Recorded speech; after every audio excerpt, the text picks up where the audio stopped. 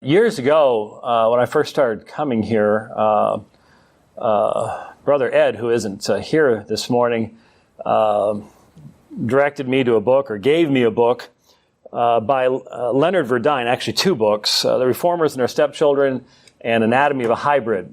And at the time, Dr. Verdine was still alive. He actually lived the end of his years out in Apache Junction.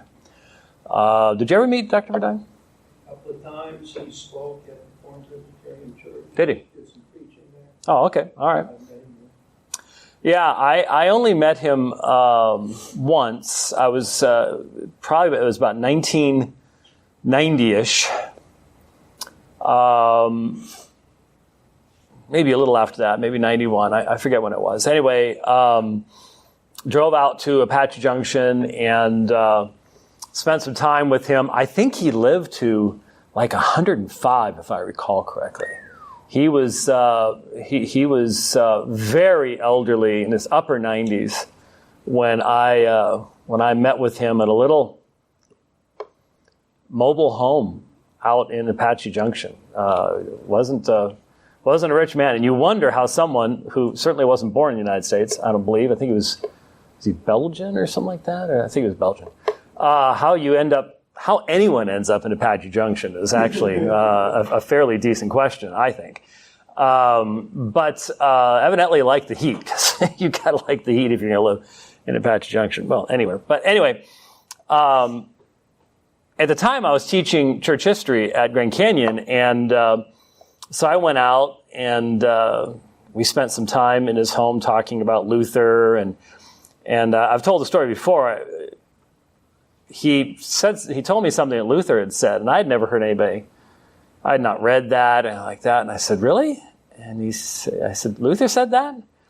And this is a man in his upper 90s, and he says, "Would you like the citation in German, Dutch, or English?"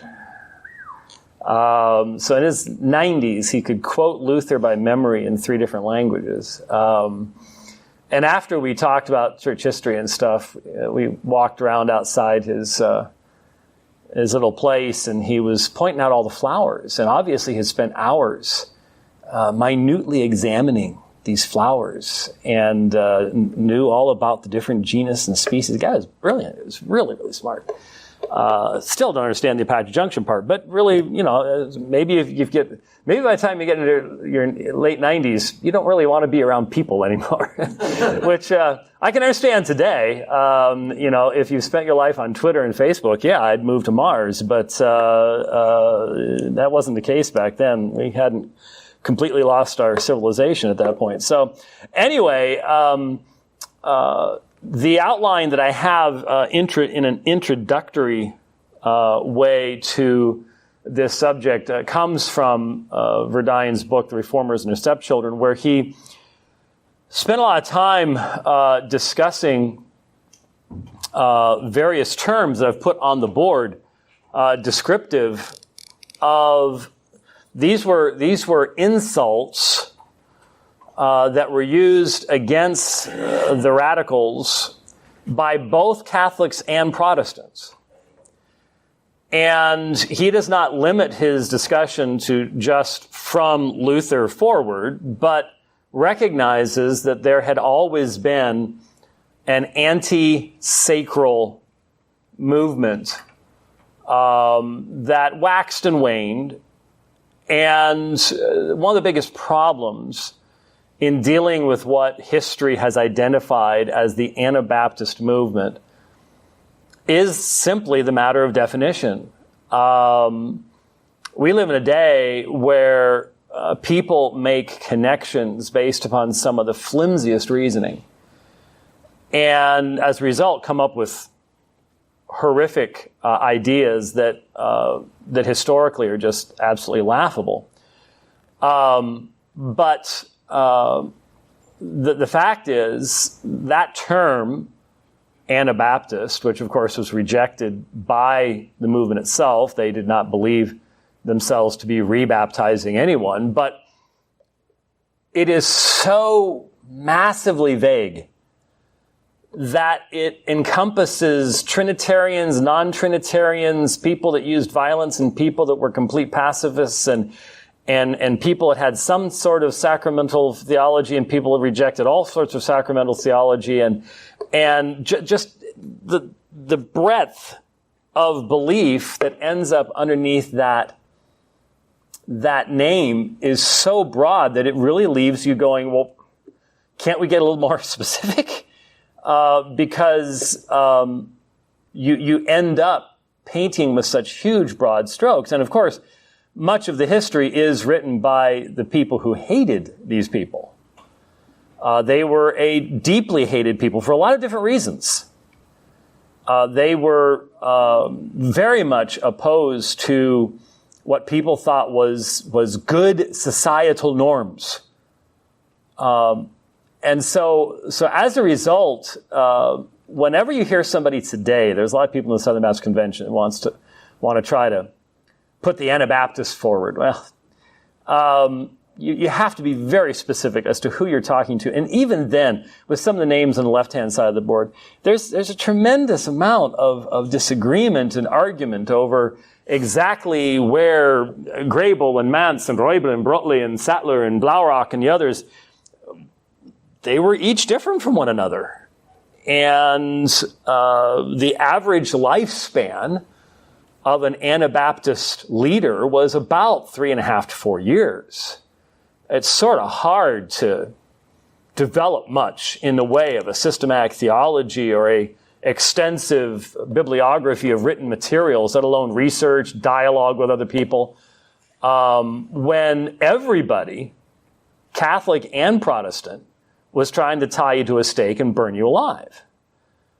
And so there are a lot of things that go into why it is somewhat difficult to nail everything down here. And there is a reality that the Anabaptist movement that Luther, Zwingli, Butzer, Calvin, and then hence all that came after them in the second and third generations of the Reformation, they were primarily focused upon a form of religious belief that did flourish and come out of primarily the Reformation itself.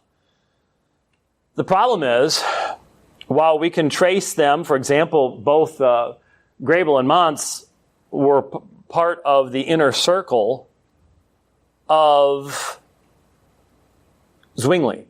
They were trained by Zwingli. They were Zwinglians. And so their introduction to what we would call Anabaptist concepts came from Zurich.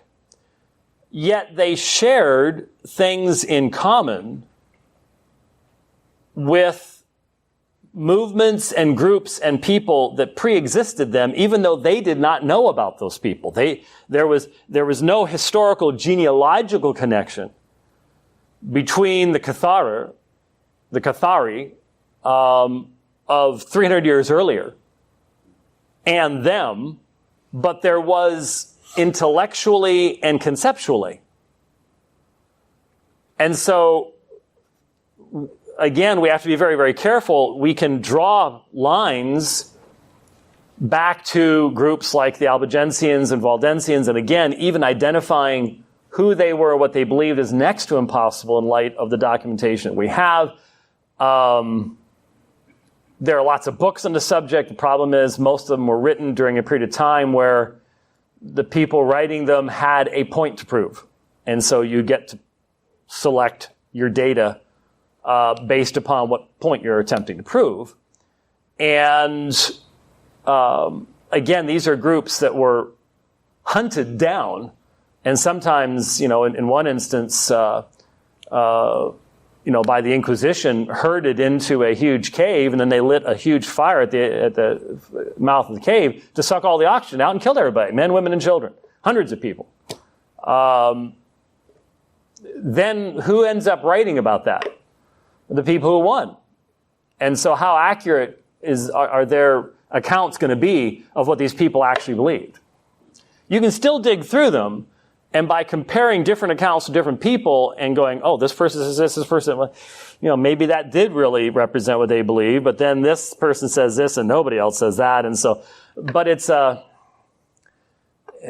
highly selective and difficult process, and you're always left going, well, we can theorize this, but it's really hard to say one way or the other. And so, just from a historical perspective, we are looking at a particularly difficult group to get a firm grasp on. But what is interesting, I've mentioned it before, and I mentioned it. We were talking about Luther and Zwingli. This issue of sacralism, the state church, in general, to one extent or another, the Anabaptists desired a free church. They desired a church that was not under state control. Did not.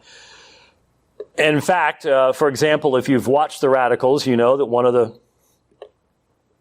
big things that Michael Sattler pressed for at Schleitheim, and that Wilhelm Reublin opposed him on, but then eventually gave in on, but then Reublin ended up apostatizing anyways, was the acceptance of the protection of princes. It was a radical idea that a church could exist without the protection of the princes, the governmental authorities. This was a crazy thing, but that's one of the things that connects the post-Reformation Anabaptist radicals and pre-Reformation groups. Even though you can't say, oh, Michael Sattler read the writings of people from 300 years ago and said these things. There's no evidence that he did. So where did he get these ideas? Well, a lot of these ideas just come from reading the New Testament and going, when I read the New Testament, the church there doesn't look much like the church we have today.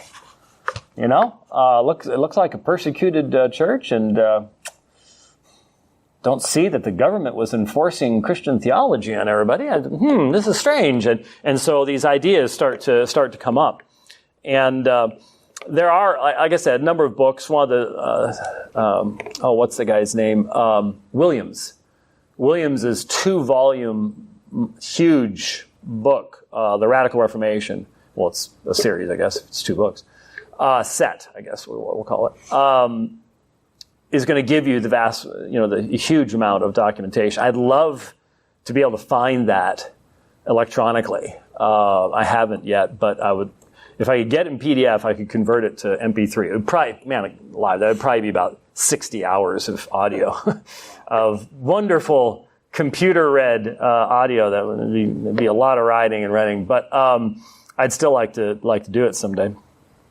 But there are sources out there. And before you came in, brother, I was talking about Leonard Verdine, and you're having introduced me to the Reformers and their stepchildren and Anatomy of a Hybrid. So we already gave you due credit for the materials there. So the very title of that book, The Stepchildren of the Reformers, says something. The Reformation as a whole is going to, because remember I told you, Luther, when the Zwickau prophets first came into Wittenberg, Luther was not immediately throw him in prison, hang him from the highest yardarm. He actually said, well, we need to listen to what they have to say, and a few things like that. It took a year, that's not a long time back in those days. For us, where everything depends on the president's last crazy tweet, things happen like that. And the vast majority of our population has forgotten what the greatest controversy was a year ago. That's not how humanity has existed for a very, very long time. Things moved a whole lot more slowly in the past than they do today. And so a year difference is not a lot. So Luther did pretty quickly come to the conclusion these people are dangerous. But from Luther, Zwingli at the same time period is coming to the same conclusions. Felix Manz, I have stood on the bridge close to the cathedral in Zurich, over the river, right there where they tied his hands and his feet and drowned him, gave him his third baptism. He was the first Anabaptist martyr in Zurich, would not be the last. And that was in January of 1527. So by 1530, there is a generalized acceptance amongst the Reformed that Anabaptists minimally must be driven out of your territories. And by the middle 1530s, right around the same time as the conversion of Calvin, by the middle 1530s, because of Munster, which we're going to spend some time looking at later on, because of Munster, they are considered a grave threat to all governmental order. Because of Munster, they were. And the numbers, well, 1534, 1535, at least 15,000 Anabaptists executed in northern Germany and surrounding countries, at least. And you need to remember, Baptists as a whole, there was a Baptist burned in London in 1611, the year the King James Version came out. And in some of the northern European countries, the Baptist martyrology extends into the early 18th century. So in Europe, Anabaptists / Baptists, and unfortunately people have rarely made much of a distinction, have an extensive martyrology, extensive history of death at the hands of Catholics in Southern Europe, yeah, but probably more at the hands of Protestants. And you will not find in the writings of Luther, certainly not Zwingli, because Zwingli dies early on, and so, but he was certainly involved at the beginning of the martyrology. Calvin, you will not find any sympathy toward Anabaptists. And primarily because of what happened in Munster, which is why we're going to spend some time looking at. Aside from the fact that it is undoubtedly one of the most fascinating stories in all of church history. It just is. It's incredible. And if you want to beat me to the punch, there is a book available, Kindle and paperback, called The Tailor King, which is the story of the rebellion at Munster. And it's fascinating. So we'll get to that fairly quickly. But let's look at some of these terms, lest I have to write them again next week, which I might. We'll see. Wiedertaufer, or Anabaptist, simply is a term that makes sense from outside the movement. Because, and again, you can have all sorts of groups that insist upon believers' baptism. And the reason it became a re-baptism was because in a sacral society, your entrance into both church and state was by the same mechanism, infant baptism. I don't know how many times I've mentioned that the tax rolls and basically the citizenship rolls of European countries were based upon baptism rolls of the church. And so your baptism was your entrance into society as a whole, which was a state church. And so if you become convinced that the biblical form of baptism is credo baptism, that there is a element of knowledgeable repentance and profession of faith that is necessary for Christian baptism to be Christian baptism, Then from outside the movement, you would look like an Anabaptist. You would look like you were baptizing again. That's the Greek form. Taufin is to baptize, so if you do it again. But from inside the movement, you're going, no.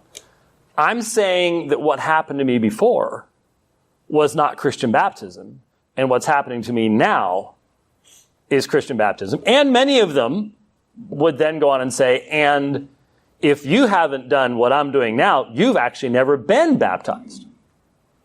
So I suppose you could come up with sort of a negation of baptism, and that's what they would call everybody else. I'm not sure if they did. I wouldn't be surprised if somewhere in their literature someplace they referred to their enemies as the non-Baptists or the not having been baptized or people or whatever.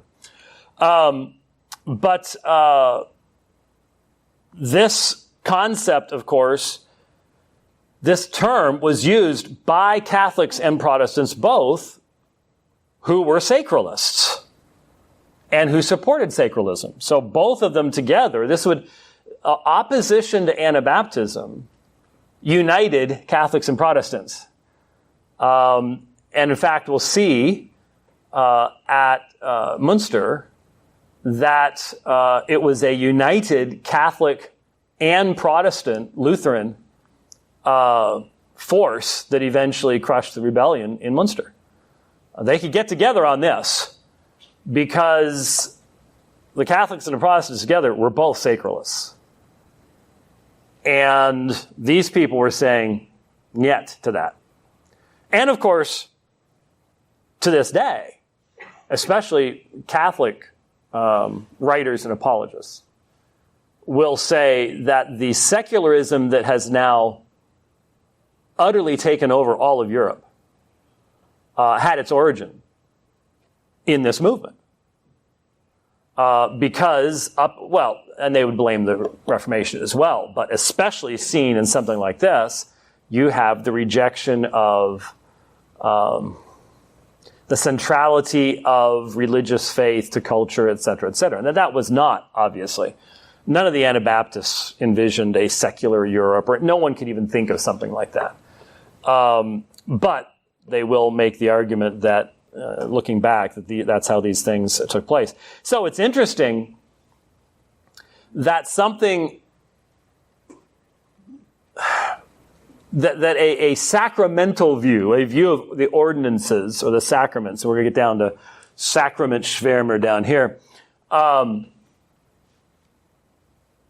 that has become the primary descriptive that holds together a wide variety of people. I mean, I'm sorry, but that's as silly as connecting us with Jehovah's Witnesses who also believe in credo baptism. Yeah, but what do they believe about all this other stuff? Well, it doesn't really matter. And that's the problem with this wide term, is it held together such massively diverse views of much more fundamental things, much more important things than that. Donatisten, the Donatists, remember? I know it's been a long time now, but if you need to, you can look at either George's or Sean's notes, and they can take you back there. That was so long ago. I think it was before Kelly's work schedule changed, and she was taking notes too. So, if you recall what the Donatist schism was all about in North Africa, the Donatists were the separatists. They were the ones that rejected an incipient early form of sacralism. And they eventually, Augustine gave in to the utilization of state power to suppress the theological heresies of the Donatists, which didn't work, never has. But so when this type of term, "you're a Donatist," is being used, there is both a ecclesiastical as well as sacral element to that as an insult. we see, you guys are heretics because you're associated with those heretics back then, and Augustine stood against them, so Augustine was standing against you, and they recognized the anti-state church attitude of the vast majority of the Anabaptists. Now, again, you can look at Grable and Mounce, for example, for a couple years under Zwingli, and you're not going to find that as a primary element of their thinking. But once the council turns against them, once the state church turns against you, it's pretty easy to start questioning the validity of the state church, as long as you remain convinced that what you believe elsewise, that you're being told to stop believing by the state church, is true. Then it's pretty easy to see where you start going, maybe the state church thing isn't such a grand idea.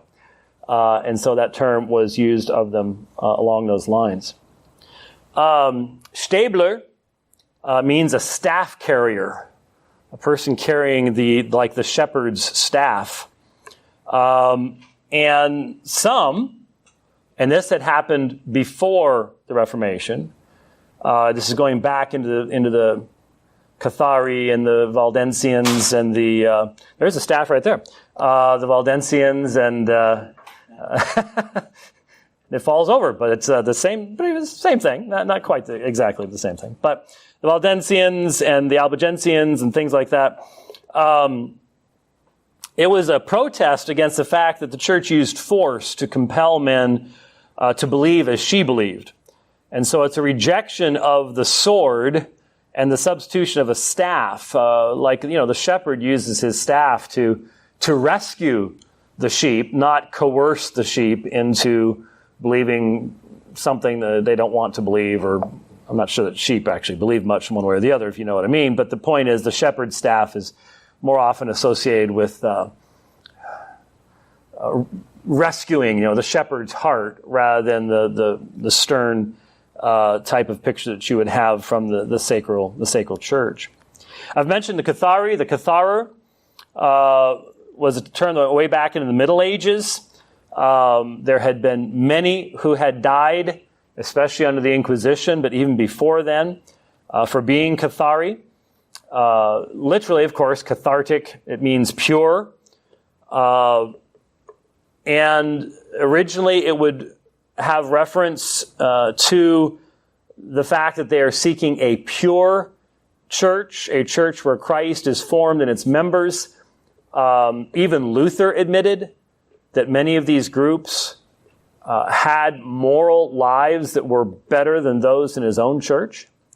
And as I mentioned, at one point, he had recognized that if a holy church was the goal, it would have to be a free church. It could not be a state church. But he became convinced that that was incorrect. But there was a recognition initially, up until Munster, and afterwards as well on an individual level. But Munster painted the whole movement literally to this day because of the insanity that broke out in Munster and the things that they did and the immorality of what took place there, really the insanity of what took place there. But still, there was a recognition, especially with later Anabaptist leaders stuff, that they were extremely moral men. They were just seen as being extremely moral, dangerous men. And you can be a moral man, but still be very dangerous to prevailing social order. And so they would be called the Catharer. Sacrament Schwärmer, of course, is in reference to from the outside, disrespect and even to the point of despising the established order of the sacraments in the church. What would be a normal translation of Schwärmer? That, interestingly enough, the common Donatist would be more of the technical term, or maybe a priest would use coming from the Latin. Schwärmer would be like the common man's term, like ist, almost like sacramentalist. It's like enthusiasts about this subject. So they talk too much about the sacraments? Yeah. But it would be in a negative sense. Yeah, all in the historical context of who these people were. Right, yeah. So today, if you said sacramentalist, you get a different thought. Yeah, definitely, yeah. For them, it would be, yeah. It was a prevalent part of, in the earlier groups, and then in the Anabaptists after Zwingli. When you're trying, these people had to be very evangelistic. They're trying to build a church.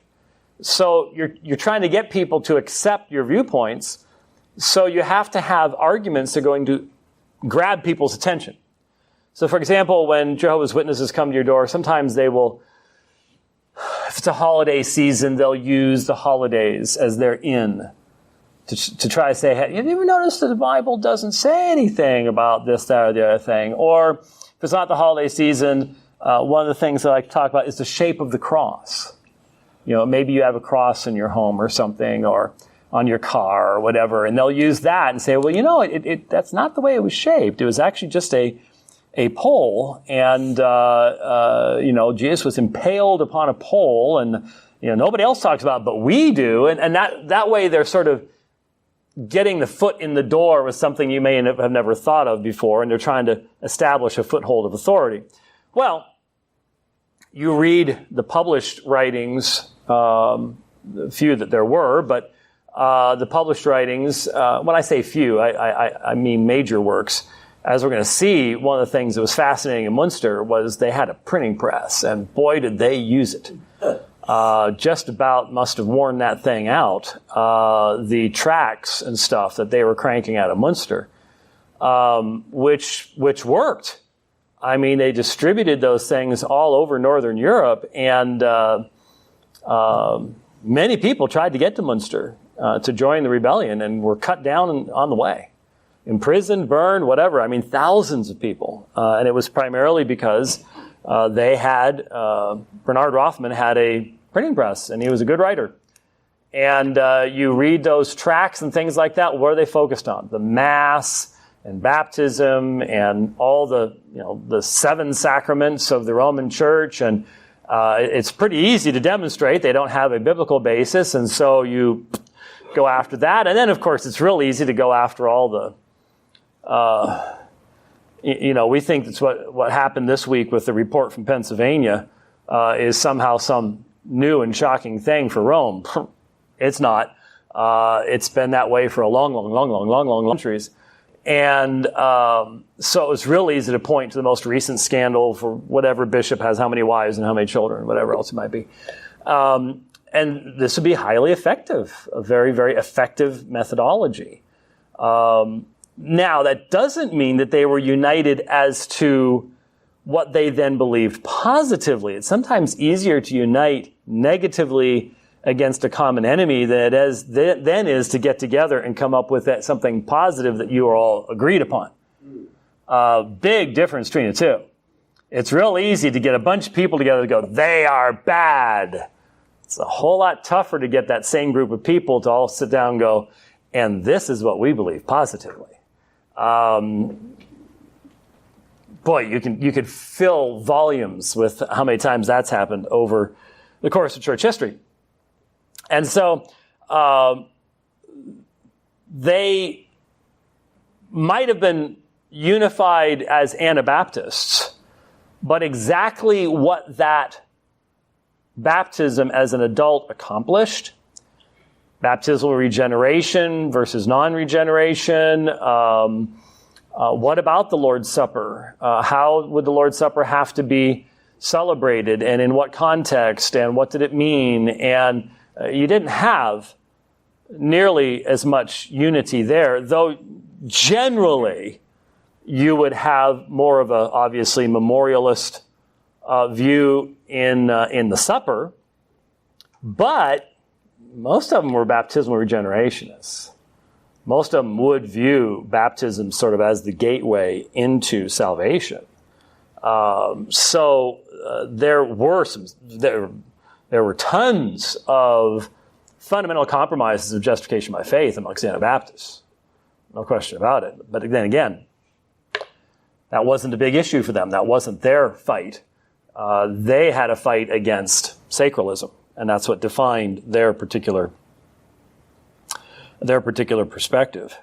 Sacramentalism is, of course, absolutely central to the sacral system. And so since they're rebelling against that state church concept, then you can see why they would go there. Winkler refers to someone who meets in secret and in private. So we're going to get together over at John's house. And we're going to talk about fishing. Well, no, you're actually not, but in the vast majority of places. Now, there were some times when the Anabaptists would sort of become the majority in an area. As we'll see, this happened outside of Zurich. And so you could have larger meetings that were sort of open. But in the vast majority of places, before the Reformation, under the Inquisition and stuff like that, and then even afterwards, whether in Protestant Europe or in Roman Catholic Europe, your meetings were in secret. There was always the danger of someone who you don't know. If they show up, you're really going to be asking them questions about who they are, where they're from. And even then, it's that tension. You want to have fellow believers, and you have to somehow grow your movement. But on the other hand, this person could go running off to the authorities, and next week, you've got soldiers waiting for you at the place where you met the week before. Didn't the early church have the same issue? So the early church were Winklers also? In a sense, yeah, in a sense, that's true. Very much so. Yeah, there's definitely a parallel at that point between the two, except that the prosecuting authority in the early church is the pagan Roman Empire, which is a sacral empire. It's just different religion. And of course, they made that parallel. They definitely saw themselves as the heirs of the early church, the pure early church, in that way. Rottengeister was a term that referred to one who formed factions or parties. A factious, the very term heretic is one who makes a choice. And so it's very similar to the term heretic along those lines. They desired the freedom to follow their conscience as it was led by the Spirit of God in Scripture. The exact balance between those two is what will become a very important area of discussion, and a balance that is completely lost in Munster and other places. Munster wasn't the only place that happened. It just happened most spectacularly there because Munster happened to be a big, rich, super fortified town. And so once it was taken over by the Anabaptists, lock the gates, you've got cannon up there, got lots of food, lots of money, and you end up with over a year-long siege and all the weirdness that happens in that time period, which, like I said, I'm really surprised they haven't made a movie out of it, because it would be a blockbuster. It really would be, because you wouldn't have to make almost anything up. That you really would not have to exaggerate anything to make it just one of the most, you're kidding, that actually happened? Yeah, that actually happened. And I can think of some actors to represent, Jan Matthias. I can think of a bunch of heavy metal rock stars that would fit his role real well. And then Jan of Leyden, whoever the current 20-something heartthrob dude is, that would be Jan of Leyden. We could make some real money with that one. Anyway, they obviously, rejecting governmental interference, had to then deal with, is there any way for us to actually have anything in common? When you look, for example, at the Schleitheim Confession, Michael Sattler, Wilhelm Reublin, 1527, when you look at Schleitheim, the realm of agreement was hard fought and still isn't super, super, super wide. I mean, they're feeling their way along, and they're meeting in barns, you know? I mean, it's not like they can put together statements. There's a statement being put together right now, for example, that'll come out in a few weeks. And I'm a part of the ones that have been working on it. And you send out an email, there's a link, y'all can go read the same thing, you can make comments on it, and Google Docs and all that kind of stuff. And that's easy. I couldn't quite do that way. You had to travel back roads. And again, if you've watched The Radicals, you've seen them gathering at Schleitheim and things like that, and what took place even there. So the point is, from the peoples outside looking at the movement, these are dividers. These are people who demand a right to define things themselves. And so for many, they were people who are spiritually immature. They're ignoring history. They just live to make divisions. And you know what? There are people like that. And did the Anabaptist movement attract people like that? Yep. Sure did. It does make me just wonder when I look at the people that were attracted to Munster. What attracted them? It is very difficult. Yes, sir. So what would Andrew Jackson have said about the... No, I'm sorry. This is a big question that I'm introducing right at the very end.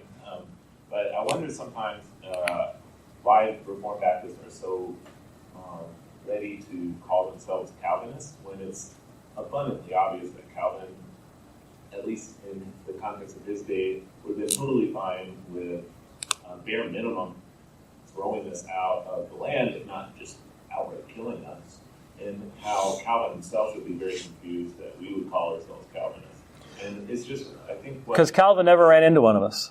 And our pedigree is historically, genealogically straight out of the English Puritans, Presbyterians, Calvinists in the UK. And not from these folks. We have a connection to them conceptually in regards to baptism, for example. But even the basis upon which we would argue that would be different than the Anabaptists.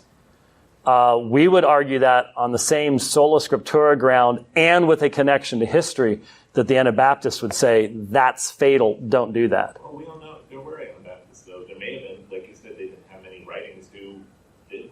No, well, okay, but there would be there is no historical evidence of a developed covenantal form of Reformed Baptist teaching that Calvin would have had any encounter with. And in fact, what's interesting, what we'll see next week, and we'll have to close with this, is it was Zwingli's debate with these guys that first led to the concept of a covenantal view of infant baptism in the history of the church. So, if the infant baptism side is just now developing it, I can guarantee you the Baptist side hadn't even started considering that stuff yet because there wasn't a position against which to respond at that point. So, Calvin would have kicked us out, but Calvin never met one of us. The Anabaptists that he met were much more the Munsterite type, which we ourselves would go, and we would run from. We are a minute past, so we will have to continue. We will have to continue that conversation, or the door is going to open and the kids are going to run in, and we're not going to know what in the world's going on. So we've gone late. Let's close with a word of prayer. Father, thank you for this time. We ask now that you would calm our hearts and minds for worship. May we focus upon your truth. May you be honored in all that takes place. We pray in Christ's name. Amen.